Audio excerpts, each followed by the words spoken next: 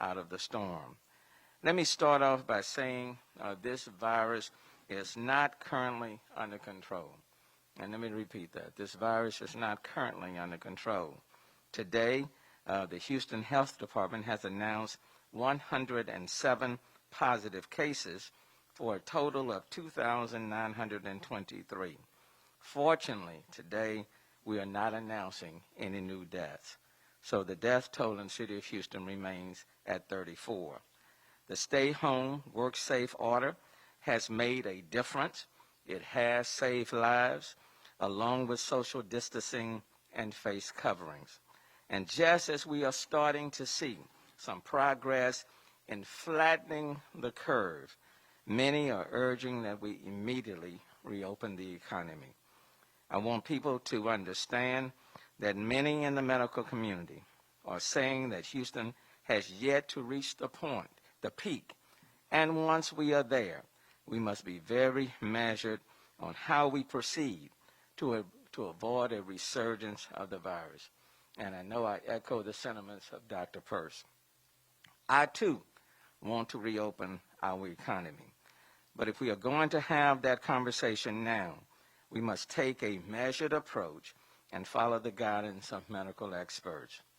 And any decision to reopen businesses and send people back to work must also include a plan for testing. The precursor to opening the economy and how we reopen the economy is testing, widespread, robust, and ubiquitous testing. As we began the conversation, today I am proud to announce that former Shell Oil President Marvin Odom has agreed to serve as the City of Houston's COVID-19 Relief and Recovery Czar.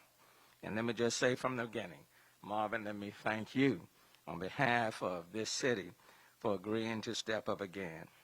Marvin is no stranger to working on disaster recovery, as he served previously as Houston's Chief Recovery Officer after Hurricane Harvey.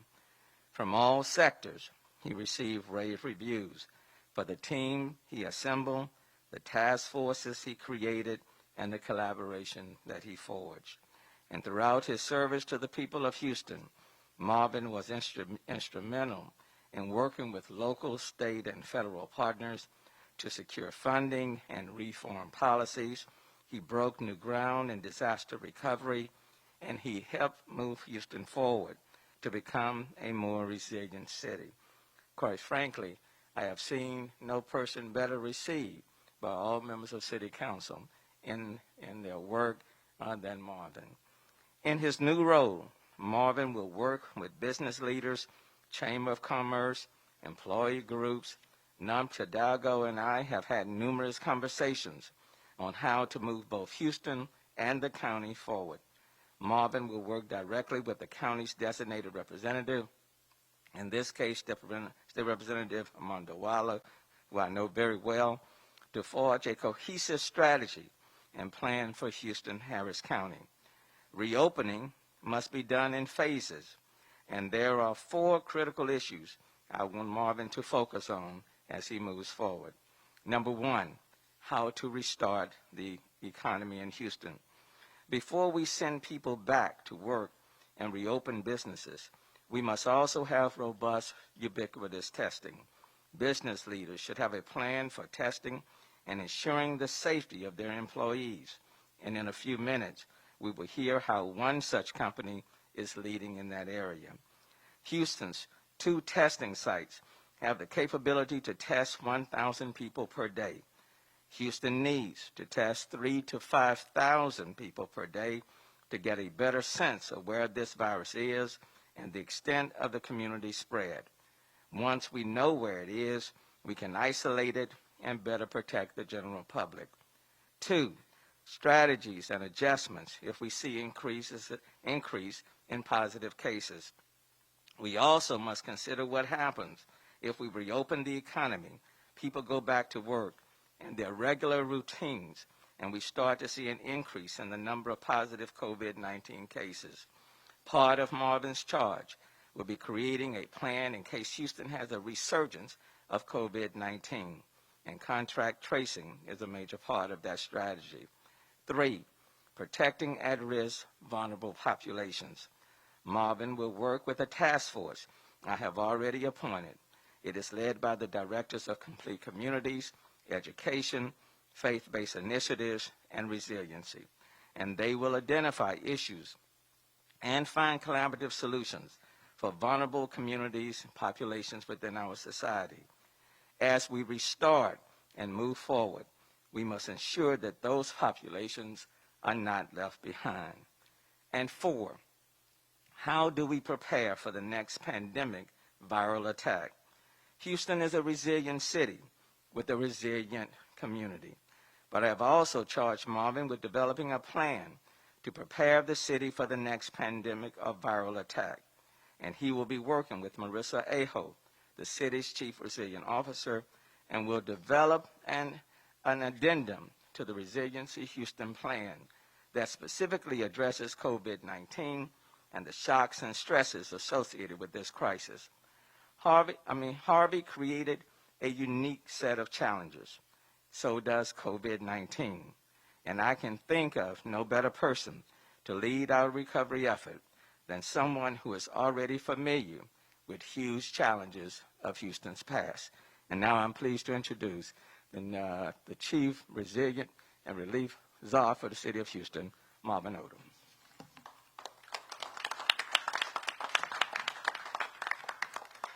Good afternoon, everyone, and thank you, Mayor. I think the good news here from the very start is you're going to see a lot of commonality between your comments and mine, which it's good that we're already on the same page. I also want to say thank you to all the Houstonians who have taken this crisis so very seriously and heeded the advice of our extraordinary public health officials. It's because of this that we are able to be here today to talk about the steps necessary to reopen Houston.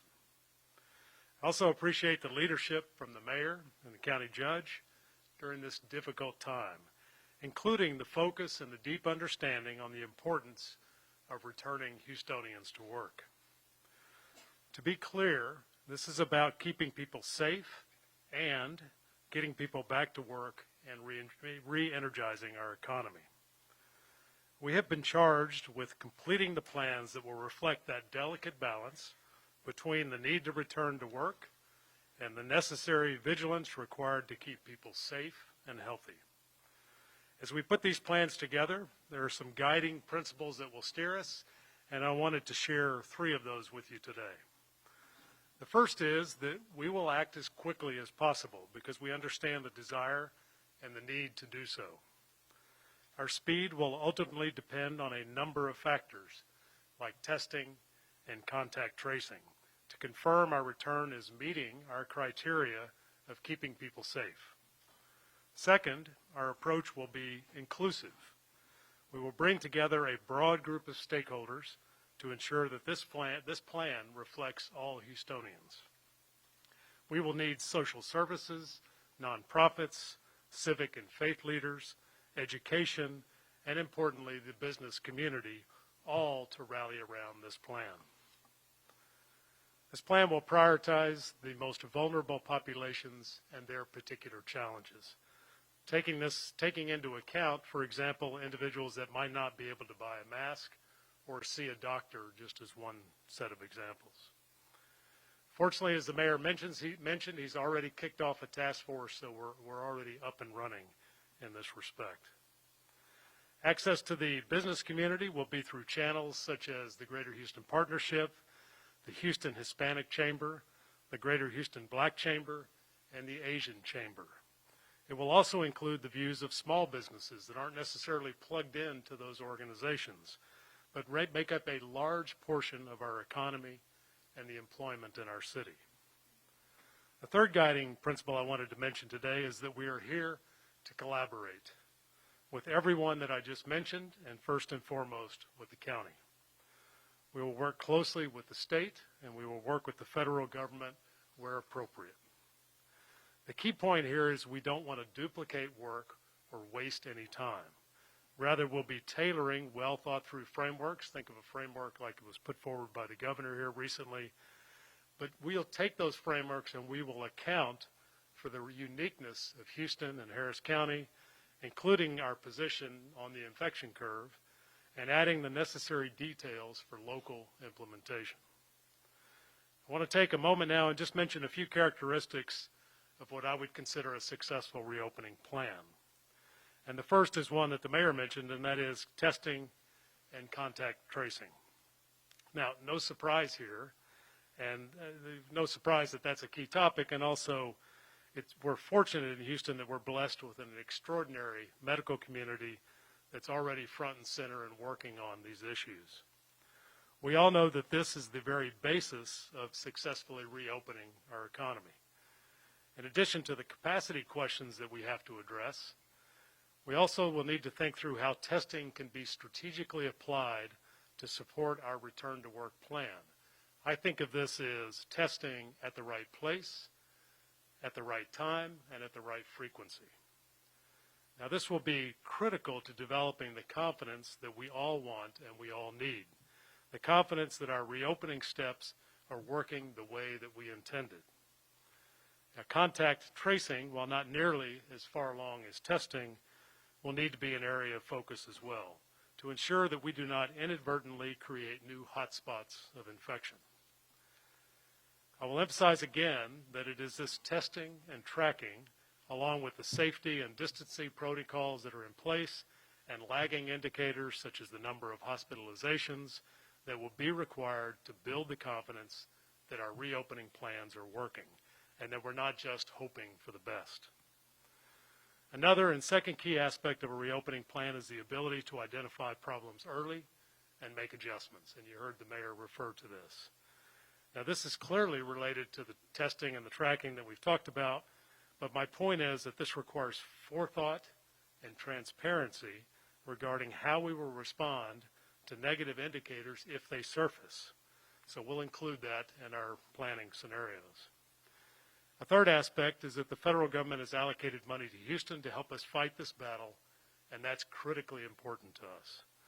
But we also know that every part of the country is somewhat unique in its challenges, and we'll be working with the federal government with a lot of local support to ensure that we have the flexibility in that money to spend it in the most effective way for Houston.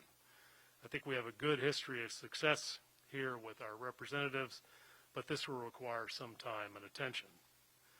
Now, the final aspect that I'll mention today is that we need to answer how we can better prepare, as the mayor said, for another event similar to what we're going through right now.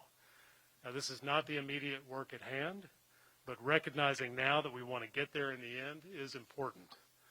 Key opportunities that will naturally reveal themselves as we go through this recovery process, and we want to do the work of capturing those opportunities and the recommendations as we move through, and that will be something that we present at the tail end of this process. I'll close with a final thought.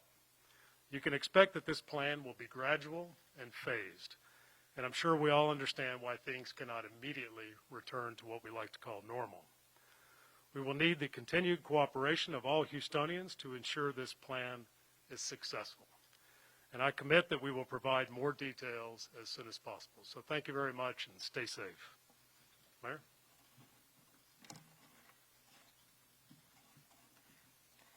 Thanks, Marvin. We all look forward to working very closely with you as we move forward. As we begin the discussion about transitioning back to work and reopening the economy, businesses need to create also their own plans. And the plans must cover issues on how they will allow for social distancing and protect employees from spreading the virus and creating another surge.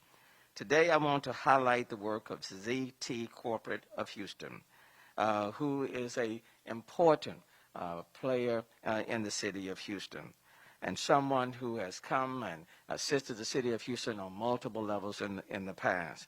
Tashir Madir is the chairman and CEO of CT Corporate of Houston, and earlier, well, about 2 weeks earlier, we were discussing testing in the city of Houston. And in fact, it was Tashir who called me and said, Mayor, I know that the city of Houston is limited in its testing capacity. And then as we open testing to everyone, the 2 public sites have been overwhelmed.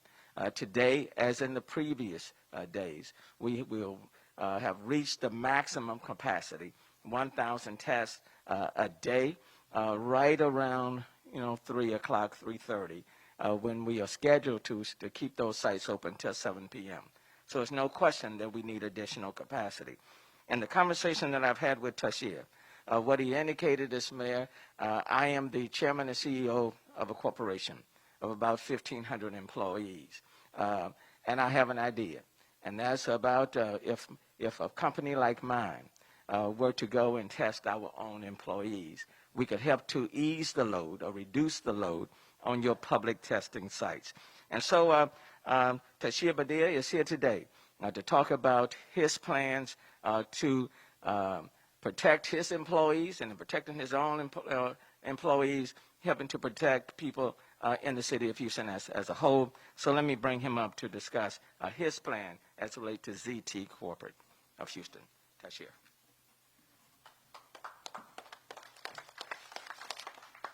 Thank you, Mr. Mayor. Congressman Lee, welcome aboard. Really looking forward to working with you. I hope that one day I can give you a hug soon. It's coming, I promise. Mr. Mayor, thank you for your leadership for our city. Mayor Turner, you've always partnered with me and the community in general to keep Houston safe and Houston strong.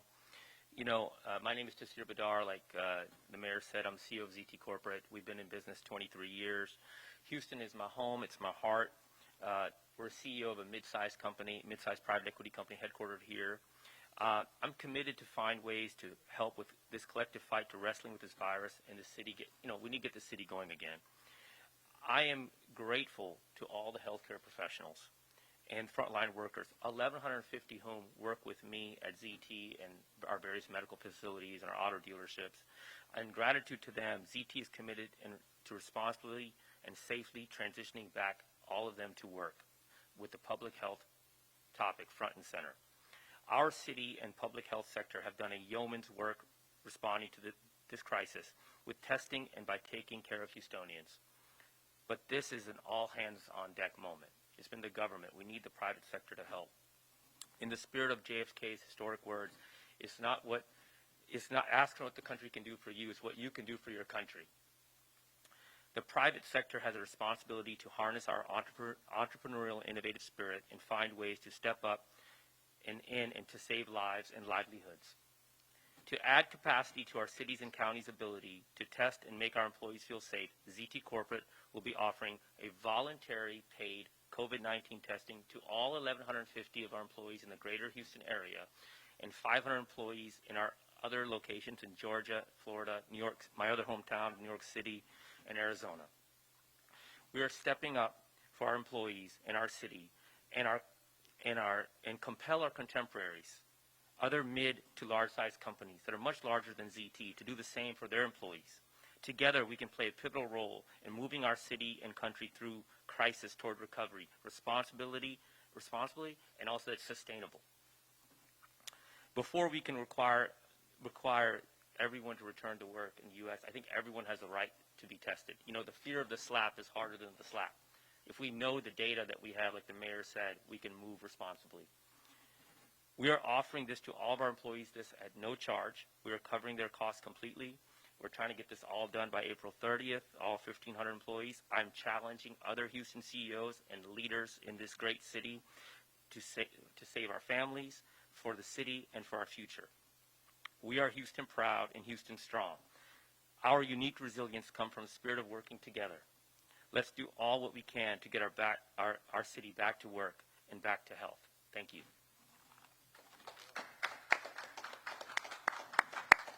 Thanks, Tashir. And as you can see, working together in collaboration, both the public, the private sector, we can get this done.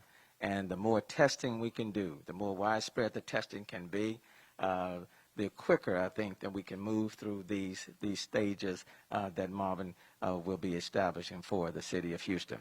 And then to complete the puzzle, what's happening in Congress even now is critically important. And the Congresswoman and I were talking late last night in terms of providing additional assistance to the cities, because that becomes a part of the corporation, the collaboration. So, Congresswoman Sheila Jackson Lee. Thank you, Mayor, very much. And my presence here today is to affirm a very solid, somber, but serious and productive way to lead any recovery. Thank you, Mayor, for the judgment that you've utilized. Thank you to the council members and Mayor Pro Tem. Thank you to Marvin, if I might call you by your first name, because we have worked together in many other disasters, and we see where Houston is right on top. Thank you to Sheer for your great leadership and your company. Testing, testing, testing. That is the roadmap that the mayor has chosen, and that is the roadmap that we're working on in Washington. As I go back to Washington, we'll be advocating for legislation on an interim funding of $25 billion for testing. The main question of that is to ensure that that testing, those testing dollars, like the mayor and, of course, Marvin has said, is that they are directed not only to those who need the test, but to the hotspots, to ensure that we cure those hotspots and find out who's positive and who's not, but to give the local governments the flexibility that they need to continue their pathway. We will be advocating, as the mayor and I have discussed, and I think is extremely important, that our funding will include, going forward, access to revenue loss. We will face a uphill battle because we will be dealing with the monies for PPPs, and that is our small businesses, which we are very concerned about. But we have strong advocacy for revenue loss for our cities, flexibility for our cities, and as well to ensure that FEMA has 100% contribution and not have a match to keep our local governments on the right pathway. So my advocacy here is to stand on the testing protocol, stand on the idea of a directed, strong, forceful, and guided recovery, and to likewise thank my fellow Houstonians and those who live in Harris County in Texas, thank the first responders, fire and police, thank the frontline medical workers, and thank Houstonians for abiding and listening to the stay-at-home order. Let me say to you that the national data says that you have saved lives. Continue to save lives. Listen to constructive counsel. We want you working. We want to provide for your businesses that you know are having challenges. That is in the federal government. But we want the mayor and we want the chairman and our city council members to have the tools that they need to be able to have the right kind of recovery. That's our task. The congressional delegation, bipartisan, House and Senate, is going to listen to our local leaders and fight for those dollars. Some dollars are coming soon, and they will be utilized by the city in a very smart way. That I applaud, and again, I am delighted to applaud Tashir, a longtime colleague, for his dynamic leadership on setting the tone for our businesses. Get out and get tested. You've got many sites. Do what is right for you and your families. Thank you, Mayor. Thank you. And let me say, one of the reasons why I'm excited about Marvin and his willingness to accept this challenge is that he's had the opportunity to work directly in the private sector. He's worked with our federal partners. He's worked with the state officials, and he's worked with the members of city council. And as I've said, very seldom have I seen someone who's garnered the total support of the members of city council, but that's coming from me, and since I selected him, I would, of course, be biased. But let me call on the Mayor Pro Tem, Dave Martin. Thank you, Mayor. I couldn't think of anyone to lead these efforts other than Marvin Odom. I had the opportunity to work very closely with Marvin post-Harvey. The area I represented, along with the rest of the city of Houston, was hit dramatically. And the influence that Marvin has with local leaders, with business people, with state officials, including the governor, all the way to Congresswoman Sheila Jackson Lee and the folks that are in D.C. to help us in this effort will go a long way. So my thanks to Marvin and his lovely wife, Mary Lowley, because you can't make this decision on your own, because I know you better. and your wife is just as given, even more given than Marvin himself. So, Mayor, couldn't have picked a greater man for this task, and I look forward to working with him, along with other members of City Council like David Robinson, who sits to my right. So thank you, and God bless us in this effort. Thanks for your help. And I'll be remiss to say that Marvin and his wife, Mary Lowley, was just honored by Baker Ripley just a few months ago for their outstanding service. Let me call on Dr. Purse, because Marvin will also be working directly with Dr. Purse and with Director Steve Williams, Director of our Public Health Department.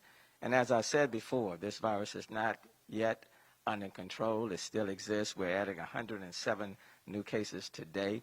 The testing reached maximum capacity again early, so we need more. But let me call on Dr. Purse. Thank you, Mayor. 107 new cases today. It's 107 cases that theoretically were preventable. As we move forward, we've got new leadership here to help us move forward.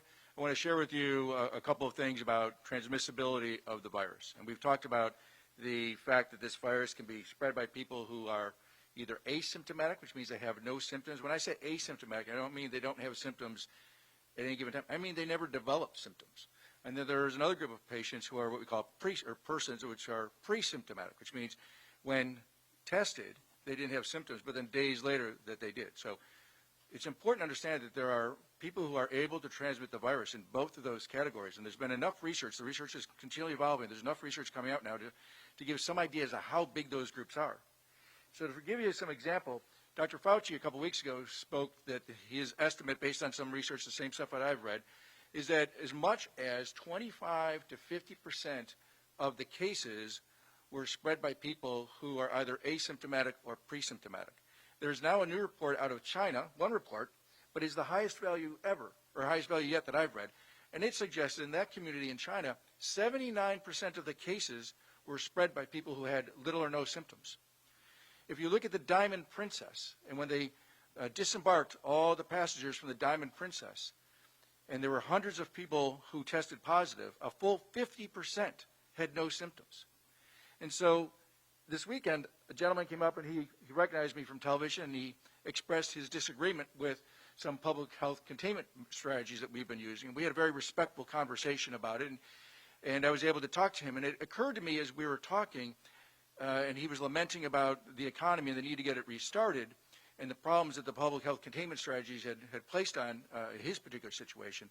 It occurred to me in talking to him that he was mixing something which I want to talk about today, and that is, just briefly, is that in order for us to get society going again, and we talked about this last week, it is all the more important that individuals do those social distancing things. Otherwise, we're going to see what is happening in some other communities around the globe, where as they start to reopen society, there's this big uptick in cases. Now, we all know that this isn't going to go smooth. No one has ever done this before. We can expect there to be some spikes along the way. What we don't want is for it to take off and crush the healthcare system. You've got a huge job ahead of you. You know that. We're all behind you. We're going to all work together well. But the public needs to do its part as well. So today I'm wearing a bandana-style face covering. And I'm doing that on purpose to point out to everyone just how easy it is to come up with some type of face covering. And you don't have to have the surgical masks that are built by or are made by somebody and sold and right now are scarce. And we would like for those to be used by the health professionals. So anybody can come up with some type of a face covering. The conversation I had with this gentleman today, I pointed out to him that if he wants to get society and economy started again, he needs to do his part, and he needed to put something on his face. And you know what? He figured it out, and he agreed with me. As I said, we had a respectful conversation. And just for everyone here today, I just want to point out, asymptomatic or pre-symptomatic spread is the thing that's going to keep us from moving as fast as forward as we can, and we do have control over that. Every one of us can have some impact on that. And that's by finding a piece of cloth and fashioning. And clearly I don't have it down just yet because this keeps sliding down, but I'm working on it, and you will too. Yeah. Thank you, Dr. Purse, and you look pretty good in that too. I mean, that, It doesn't match either. a gray suit will accessorize. That would be an accessory to a gray suit. You got on the black shoes, and you're moving in the right direction. let me also say this face covering was also made by a grandmother in the city of Houston. This was not purchased. This was made by a grandmother and was delivered to me today. She asked what color suit I was wearing, and so she was going to wear today, and so she made this one specifically to accessorize this tie and black suit with this gray shirt and matching socks and shoes. So, so the point that we're making, this fashion will help save your life and the lives of other people. I hope not to see people going into stores without face coverings, in gatherings outside without face covering. Part of the task is to do an educational campaign very quickly to encourage people to wear the mask. And if we see that we're not getting the compliance that we need in order to really tap down this virus, then they will have to take some additional steps. Let me now bring up Chief Pena for his report for today. Thank you, Mayor. Good afternoon. I'm happy to report that the status of the Houston Fire Department remains the same. We are at 51 firefighters in quarantine. That's maintaining what we've had in the last week or so. 31 firefighters have tested positive during the course of this operation. 20 of those have been back to work. So we're happy to report that we are maintaining our ability to keep our firefighters safe and protected. I too want to reiterate the importance of wearing the face coverings. This is the game changer in this was the fact that people can be asymptomatic and still be transmitting or shedding some of the virus. This mask is not to protect you, but it's to protect others from anything that you may be carrying. So it's critically important that we do our part, because in the end, the goal is to get our economy and our way of life back to as normal status as we can, as quickly as we can. Thank you. Thank you. So again, Tashir, thank you so very much, and ZT for your partnership and your collaboration and encouraging other companies to do the same, and that's to cover their employees, and that way we can do exponentially more testing. I'll stop now, and we can all, whatever questions you may have to any one of us. Okay, I'll begin with the first question from KHOU. This one's for the Recovery Economics Czar. So how will your functions differ from those of the county's recovery czar, and how will you overlap?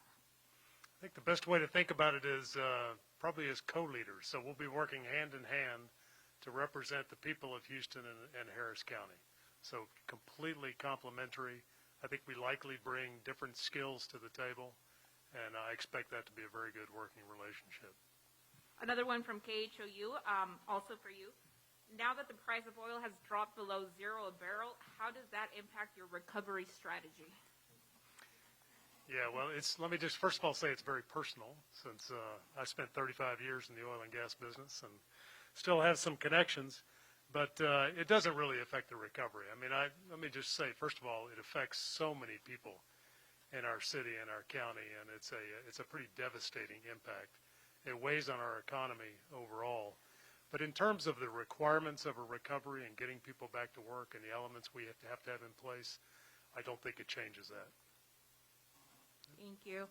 This was from Fox for Mayor Turner, and it's a similar question. Today, the WTI crude for the month of May closed at negative 37 per barrel for the first time in history, and this, along with the historically low oil prices over the last few weeks, appears to be concerning for Houston, the energy capital of the world. What does this mean for those working in the energy industry? Well, it's a significant impact. The price of the barrel of oil was already extremely low. It just went much, much lower. When it comes, the economy was already in the city of Houston and across the world adversely affected. I would speak specifically for the city of Houston, as we now are deeply engaged in the budgetary process. COVID-19 is going to have significant impacts. I will tell you, all 5 of my cadet classes, for example, will be deferred. Employees will be furloughed. Payments, for example, even to the Houston Zoo, will be deferred. There are a number of significant impacts that are taking place. And unless, for example, we receive some federal flexibility, as the Congresswoman and I were talking just last night, and we had a telephone conference call with all of our congressional leaders, including Senator Cornyn, Senator Cruz, and many, many others. I went through the list with them.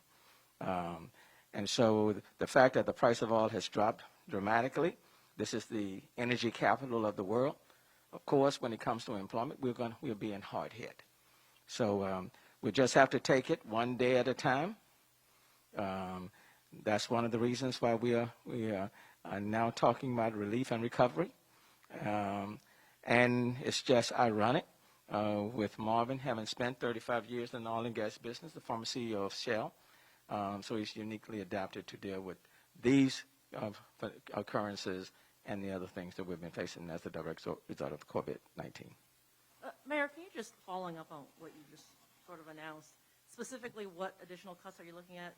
Are you going to have 5 police cadet classes? Were there fire classes? How many employees are going to be furloughed?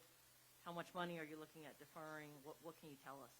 Well, our budget has been dramatically hit. Sales taxes have gone down quite a bit. So the recovery is not just outside of the city governance, the corporation. We are a corporation as well. We are a public corporation, but we're also impacted. And so as we talk about restarting and moving forward, those conversations are not separate and apart from the work that Marvin is doing. It's all a part. Everything has to be on the table. We represent in large part the infrastructure for many of these businesses and companies and nonprofits and these vulnerable communities. So we're all a part. We are not immune, but those are things that we are facing. So and it's not any more unique than what other cities are facing across the country, but it's real in the city of Houston. I'm not trying to hide it. I mean, these are the realities. This will be the worst budget that the city will deal with in its history. I thought 2016 was bad. This one will be worse. So, I mean, do you know how many employees you're looking at furloughing and when that would happen yet? Because some other cities have already done it. Yeah, I know, I do. And with respect to other cities, yes. Mayor Garcetti in L.A., he laid it out very clearly in his State of the City on yesterday. So it's just, all cities are being impacted, and that's one of the reasons why, I've had several conversations with members of Congress essentially saying that we need flexibility. We need flexibility with respect to the dollars that have already been awarded to the city of Houston. But that's a part of the relief and the recovery phase. And because Marvin has those relationships with our federal partners on multiple levels and with our state partners and local partners and nonprofits, it makes him uniquely suited to lead the city of Houston's recovery efforts. So it's a part of it, and, we'll deal with it, and we'll be methodical in our approach. But Houston is not immune, and every facet of city governance will be impacted, from police, fire, municipal workers, city services, all will be impacted. We are obligated to balance the budget, and that is exactly what we'll do.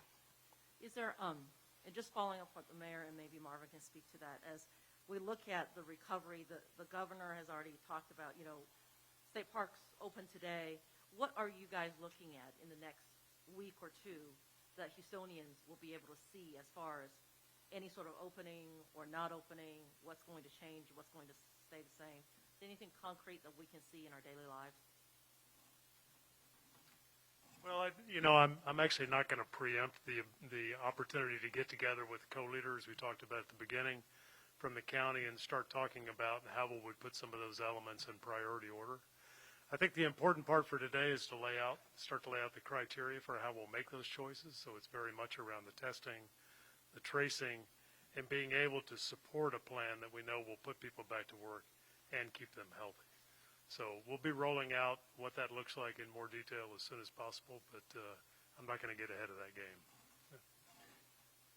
Mr. Mayor, earlier today, County Judge Lena Hidalgo had said that 24 to 48 hours prior to the rodeo being shut down, that she had made the decision to shut it down, yet it seemed that it was the city's health department that acted on that. Who exactly made the decision to shut down the rodeo? And second question that was part of that is some emails have come out showing that there was a lot of back and forth leading up to that decision as to what step to take. Any early lessons learned about anticipating something like this in the future?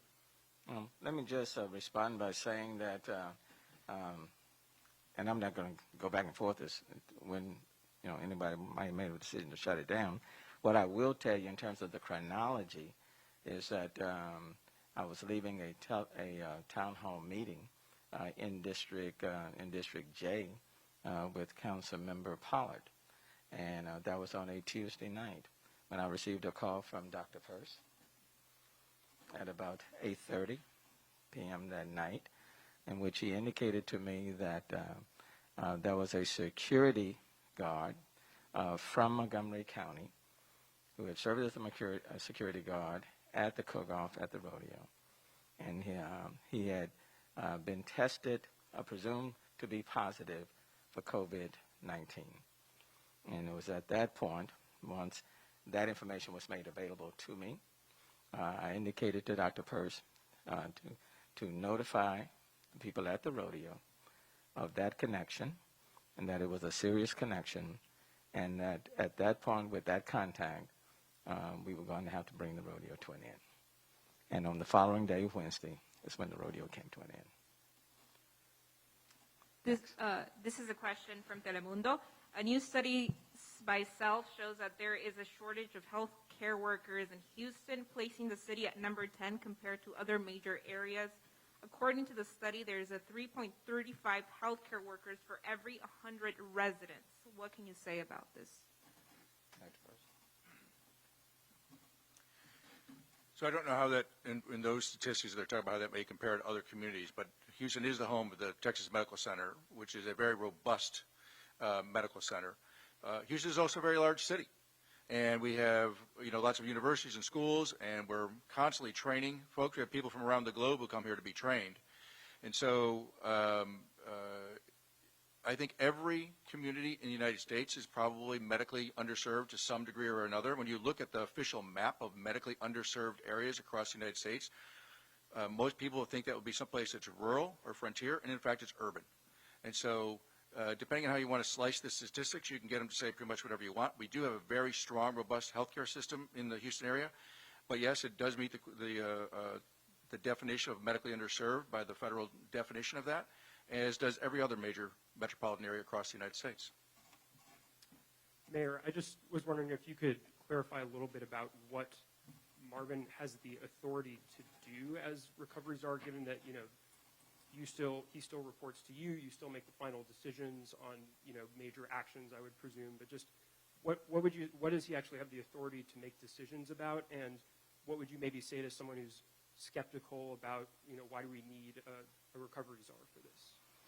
Well, I will tell you, number one, that these are huge issues, and it requires a great deal of expertise, and it requires a great deal of commitment and time. And quite frankly, based on what Marvin did during Hurricane Harvey, he just did an exceptional job assembling an excellent team, forging very strong collaborations with others and partnerships, and the result was masterful. And it laid the groundwork for what we needed to do moving forward. And he committed a great deal of time to that effort. It was simply exceptional. With respect to this, I'm giving him broad discretion and authority. Quite frankly, if he speaks for me. And it's that much trust and admiration that I have for him. I know he loves this city. There's no question about that. And number two, highly capable. And when you've been the CEO of a large corporation like Shell, there's no question about the competence level. When we're talking about Harvey, we thought Harvey was big. And he and I had this conversation. We thought Harvey was just the big disaster. Quite frankly, this virus and the impact that it has had is even bigger. And case in point, what the price of oil is right now. Okay, stores and you name it being shut down, employees out of work. the impact on vulnerable communities. No part of our economy or community have been left untouched.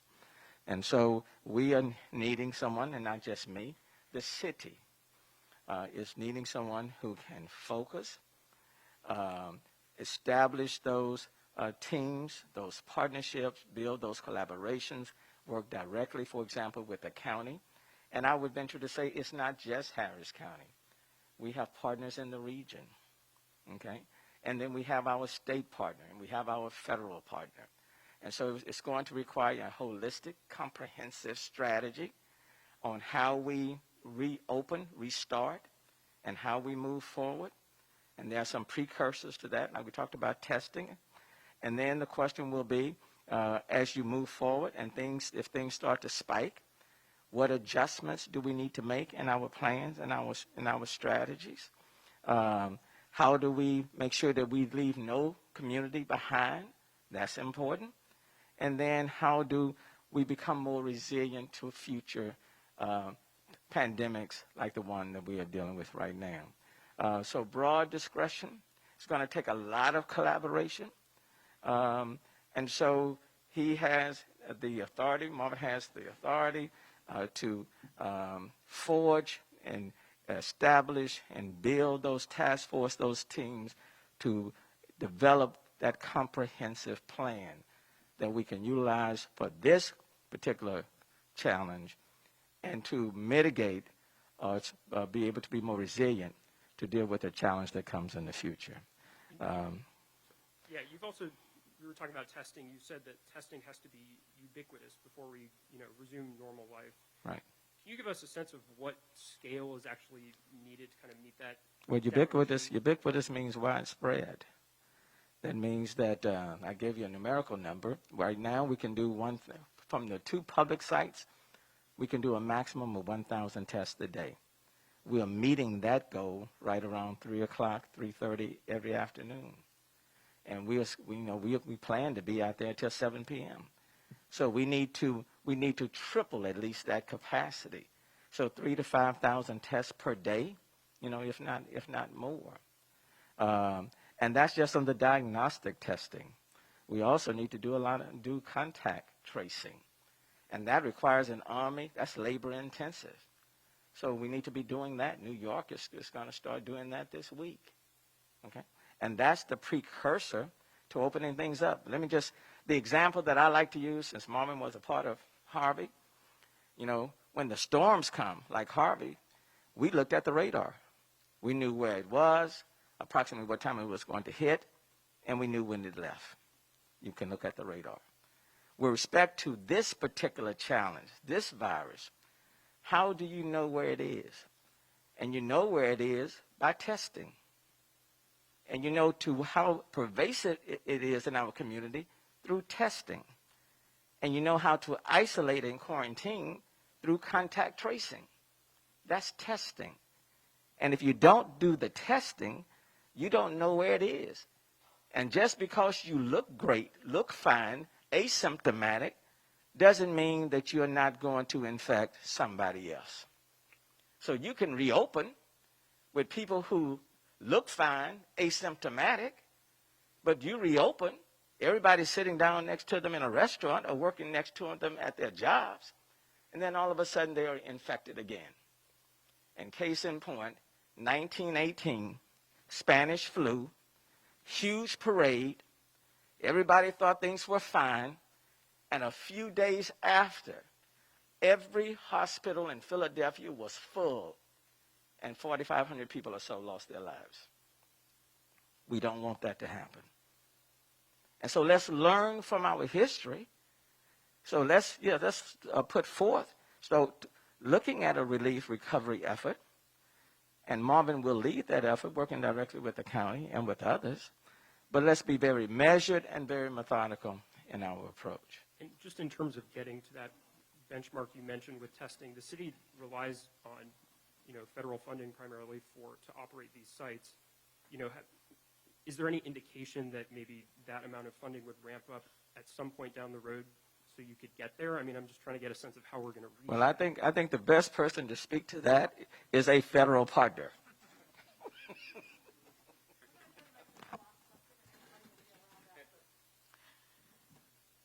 In the coming days, we should be passing legislation for $25 billion for testing. The question is whether or not we will include contact testing, $310 billion for our PPPs and small businesses, with a set aside of $60 billion for our small businesses. What we also have to do, and the mayor is very right, and local and state officials are very right, is they need flexibility. And today I asked for flexibility on the testing dollars so that cities and counties can utilize those dollars in this testing protocol where potential hotspots or vulnerable populations. I heard Marvin Odom say that, and I'm grateful for the fact that he used the term vulnerable populations. The mayor has said that, and so flexibility so that Dr. Peirce, working with the Texas Medical Center, UMCC, and other medical facilities, can make the right decision or give us the right guidance of how these testing dollars can be utilized. So that is what we're attempting to do. But in the bill that we're now watching go through the House, and we will be back in Washington tomorrow, has $25 billion. And our goal is to push it out to our local officials, but it is also our goal to come back and provide more funding, because the real goal is 5 million people a day across the United States, because we have not yet tested 1% of the American people. If we're near that, that's about it that we've done. And Texas is also in great need of testing because its numbers are not high. So let me just say in closing, again, I do want to thank Marvin Odom again, and I want to thank Tashir Badur again for what they are doing. Look, the bottom line is that we are working through these challenges, even as the mayor of the city of Houston. You know, I certainly recognize I cannot do everything, but I do recognize that you need capable, competent, highly qualified folk to be a part of your team in order to best represent the city of Houston. And today, without reservation, without any hesitation, we have added a highly capable, competent individual to our team to lead our relief and recovery effort.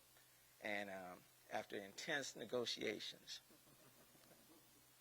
over salaries and recognizing that we're in hard economic times, I'm just pleased that he lowered his demand. It started at 0, it ended at 0. And again, because of his love for the city and his wife and his family, because I do want to acknowledge that now. I do want to acknowledge, Marilyn, thank you. I want to acknowledge his wife and his family because it takes, when you're doing it right, and just like he did with Hurricane Harvey, Marvin gave a great deal of his time to that effort. And Houston has benefited from it and will continue to benefit from his service. So thank you so very much. Thank you all.